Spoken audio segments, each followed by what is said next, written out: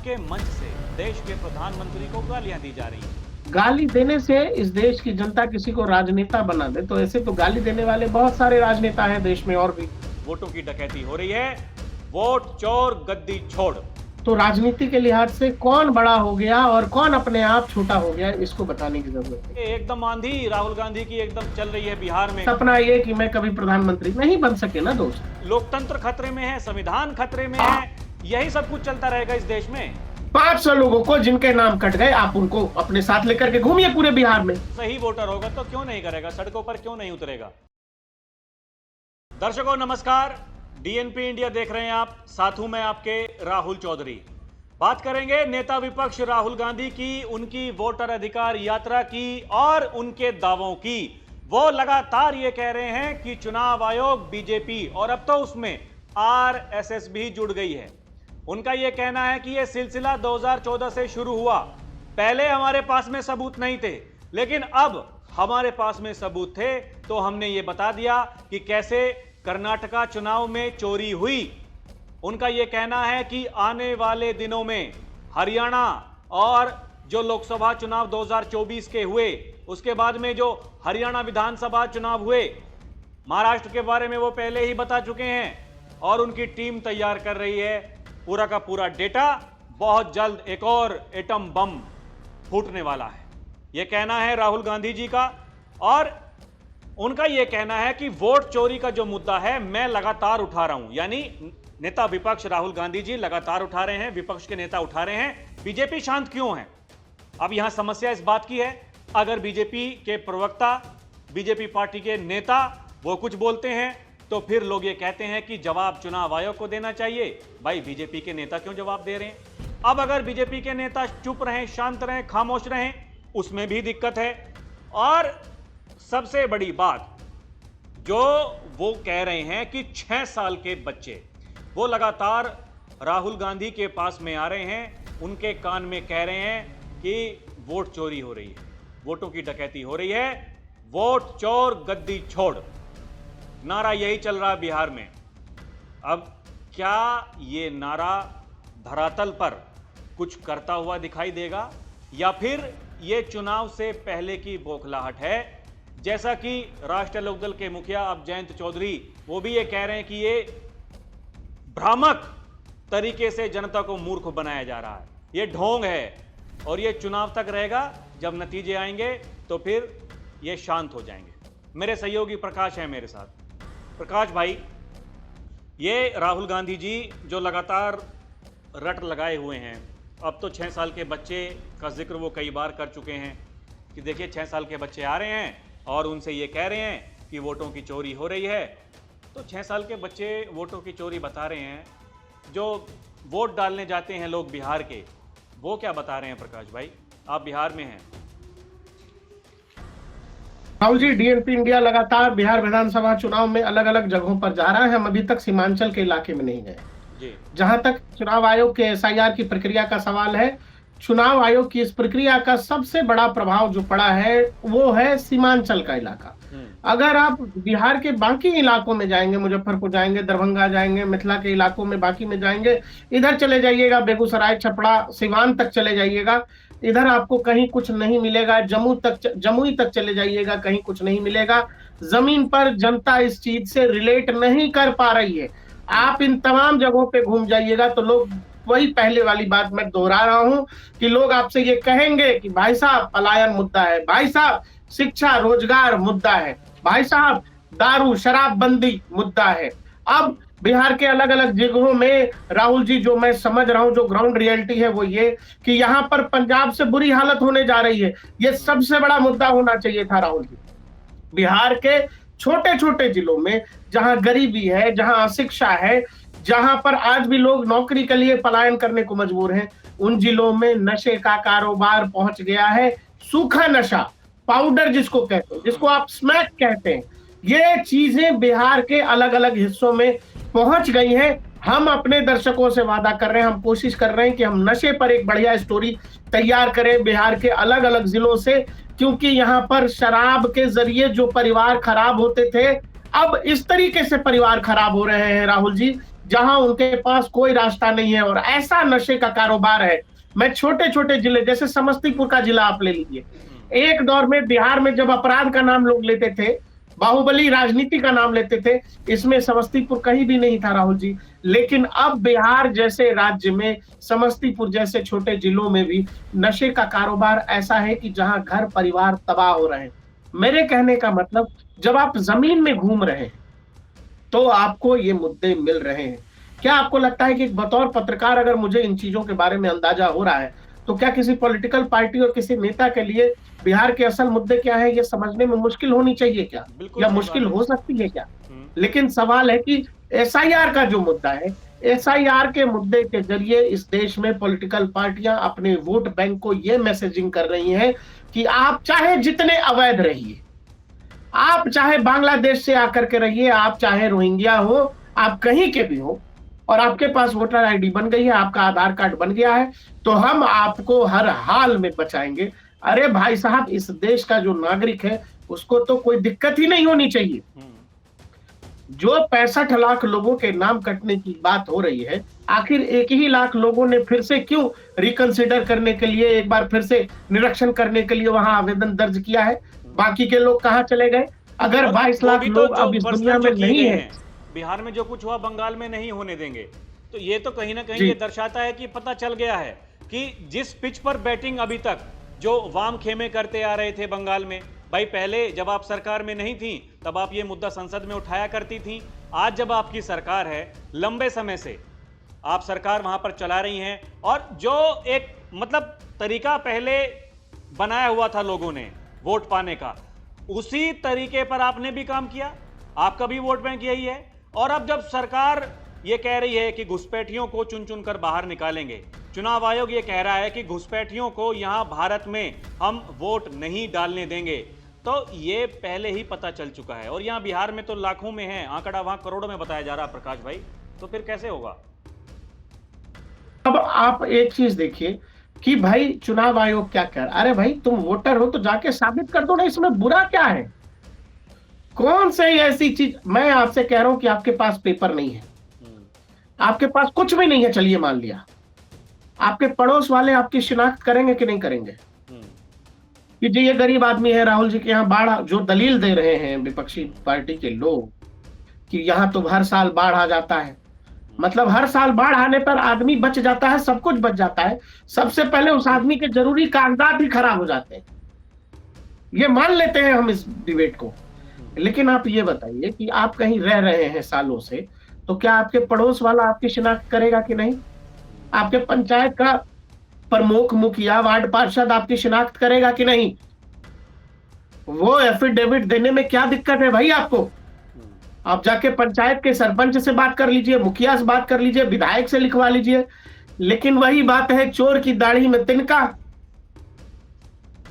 वो समस्या यह है कि जिन लोगों को अपने आप पर शक है, संदेह है, ये पॉलिटिकल पार्टियां उनके लिए लड़ रही हैं। अभी जिस जगह राहुल गांधी की यात्रा मुजफ्फरपुर, दरभंगा, इन सब इलाकों में चल रही है, आप ये कह रहे हो कि जी बड़ा बहुत जन आक्रोश है, जन आंदोलन है, तो इन रैलियों में बाहर से लोगों को लाने की क्यों जरूरत पड़ रही है? अरे भाई 65 लाख लोगों का नाम कट गया, तो 5000 वो लोग जिनका नाम कट गया, वो 5000 लोगों की बढ़िया रैली क्यों नहीं करवा देते राहुल गांधी? कांग्रेस पार्टी और आरजेडी जो कह रही है वोट कट गया, वोट कट गया, वोट कट गया, तो एक जगह, आप तो पॉलिटिकल पार्टी है, आपके पास तो इस बात की जानकारी है ना किन लोगों के नाम कट गए राहुल जी। तो उन 10-5, हम कह रहे 500 लोगों को, 500 लोगों को जिनके नाम कट गए, आप उनको अपने साथ लेकर के घूमिए पूरे बिहार में। क्या वो 500 लोग हैं आपके पास? वो 500 लोग छोड़िए, 100 लोग हैं जो आपके साथ, आपके इस जन आंदोलन में, कथित जन आंदोलन में आपके साथ चल सके। आप जिन लोगों को बुला करके प्रेस कॉन्फ्रेंस करते हैं, जिनसे बुलवाते हैं कि भाई साहब मेरा नाम कट गया, अब हमारा क्या होगा, वो आदमी अगले दिन जाके कहता है कि आपके लोग गए थे, जाकर के उन्होंने कहा कि ऐसा बोलिए, और अगले ही दिन इस तरह के वीडियोस इंटरनेट पर आ जाते हैं। तो कहने का मतलब, जो मैं बेगूसराय की एक रिपोर्ट हम लोगों ने जारी की है राहुल जी, ग्राउंड रिपोर्ट, वहां लोगों से हम लोग इसी विषय पर बात कर रहे थे।